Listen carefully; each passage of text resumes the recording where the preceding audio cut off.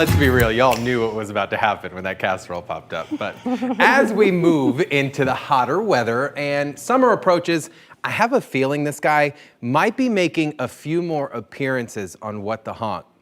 Check this out.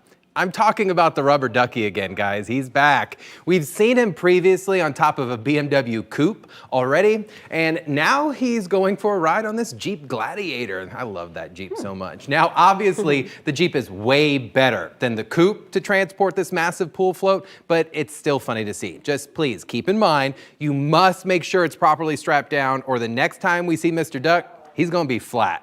So keep him alive. Let's start this one with a simple fact. This is not a parking space for any type of vehicle under any circumstances at all whatsoever. I understand that there are times where motorcycles have special parking spaces, but guess what? This is obviously not one of them. This area is specifically designed for pedestrians to move around vehicles safely, and it's located close to the disabled parking spots for a reason.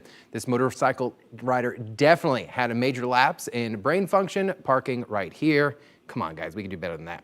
So, when I'm driving around, my thought is always this: if I can bring less attention to myself, I might have a better driving experience, right? Recently, these brake lights have been showing up all across Central Florida and a lot on these cars and around town. I understand the intent here, but when your brake lights are alternating red back and forth in this flash pattern, simply breaking the law when it comes to stuff like this. This car almost looks like it's an unmarked police vehicle, and it's not. You ended up here on What the Honk. If you're watching this and you've done this to your car, allow me to make this crystal clear for you. This is illegal and will catch you a very expensive ticket. Now, I want to keep seeing the things that you're seeing. Please keep your passenger pictures or dash camera video coming and send them over to me at clickorlando.com/whatthehonk or an easy email to asktroopersteve@wkmg.com. Please drive safely.